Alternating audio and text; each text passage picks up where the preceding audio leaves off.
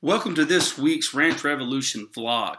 This week we're going to talk about synergy between lower half and upper half, specifically arm action and how the legs are supposed to work, and that timing and synchronization between those two things.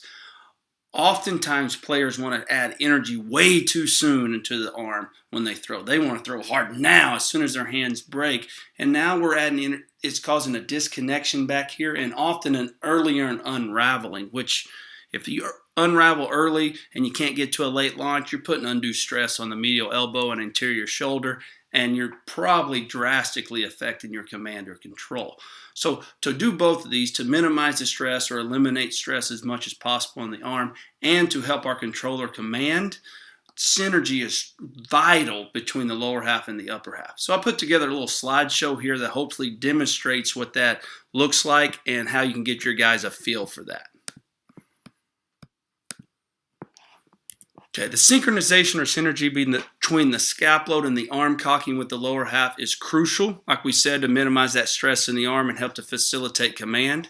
Now the unraveling of the arm happens on the front side of the body if you can synchronize or create synergy, and that means after the throwing shoulder gets in front of the glove shoulder. This allows for the arm to transfer energy instead of creating energy, which that drastically reduces the stress, and to drive the ball in more of a straight line to the target before release. It may only be for a couple of inches we're getting to drive that in a straight line, but that's vital for our command.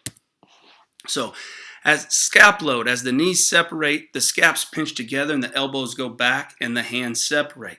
As you can see the timing here with Lester, it is perfect synergy between the lower half and upper half. The legs are separating, the arms are separating. So that's the kind of synergy or feel we want our players to have in their delivery. Okay? The scap load should be completed in conjunction with the back knee starting to rotate in. As you can tell here with Pedro, that last frame right there, that knee starts to turn in, his scap load is done. Now, the feeling of this can vary between guys how they do it. Some guys can time their arm up to feel with their lower half, and other guys try to time their lower half up to feel with that scap load of their arm. You can have guys think of it either way. One way may help one guy more than the other, but it is vital that we have that timing and go. A lot of times guys just move fast, or they move their lower half and their arm's trying to play catch up, or vice versa. They move their arm and create energy as soon as their hands break and their lower half is trying to play catch up with it. So what we're trying to get is that synergy and feeling of them working together. So here's Chapman. So you can see that synergy between the lower half and upper half right there. Everything's kind of working together. That's what we're trying to get that guy to feel. To me, it looks like with Chapman, he tries to time his lower half up with his arm, which is perfectly fine. He gets that timed up really, really well in there. Then you have Trevor Bauer here, who does the same thing, and now it may be his arm may be timing more up with his lower half. They both look the same, but the feeling may be different for what these guys are trying to accomplish or feel. Either way, what we're trying to do is get that feeling of timing or synergy between the leg separation and the arm and hand separation.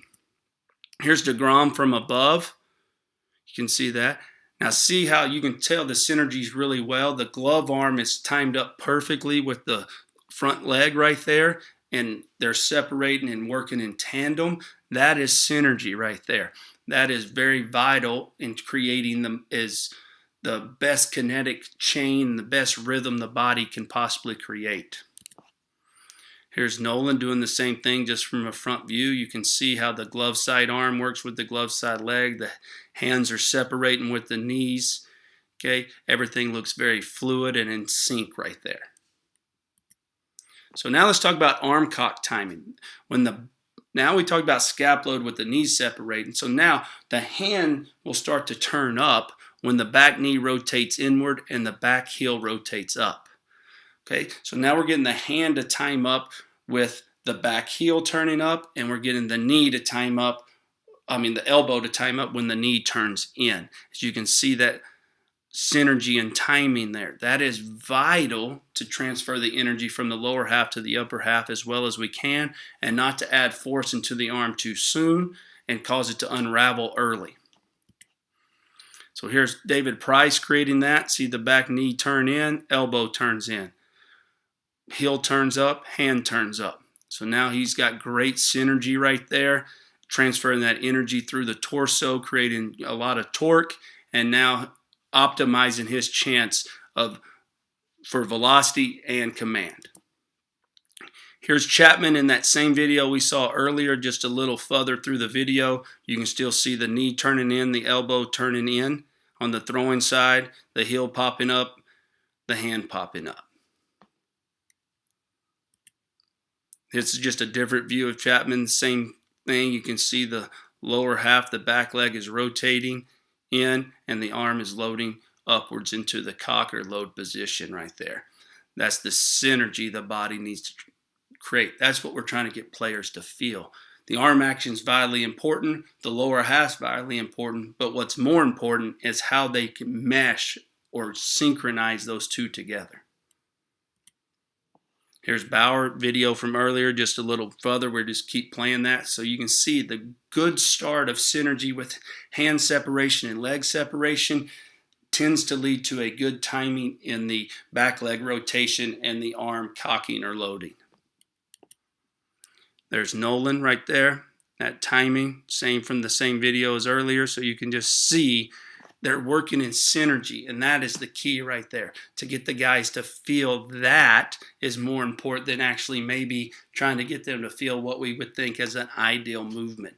If they tend to be disconnected or whatever, it's because the body's not in synergy. If we can create that synergy, connection tends to happen a little bit more easily. So now let's talk about unraveling it out front. If the back leg rotates and puts the front foot on the ground and the arm cocks with that rotation, then the pelvis has rotated more towards home before the torso uncoils. This allows for external rotation of the throwing shoulder to take place until the shoulders are squared up to target.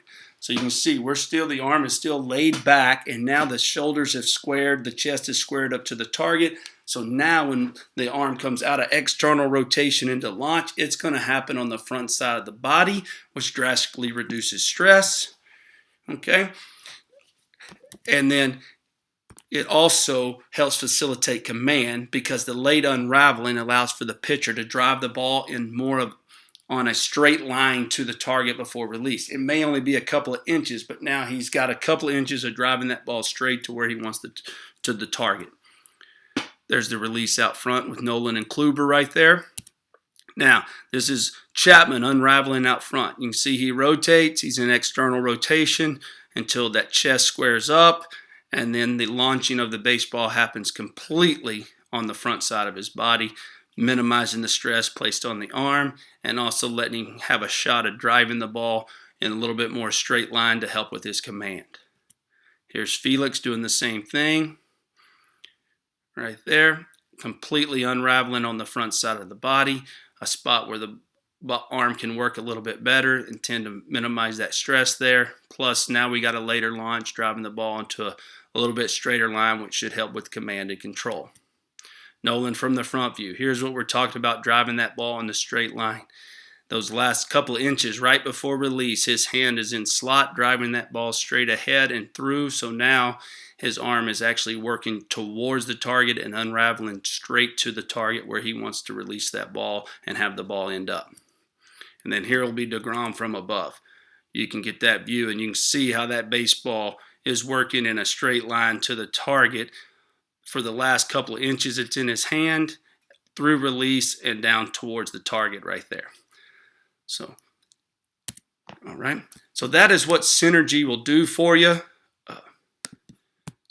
That's what synergy will do for you right there. If you can have your guys create that feeling of lower half separating, upper half separating at the same time, they tend to just stay more connected and be able to have better command while also minimizing any arm issues that may take place. Sure hope this helps you and maybe help you with one of your guys or maybe multiple of your guys. Also, give me some feedback on what you think and send me some topics on future vlogs. Till next time, guys, keep getting after it.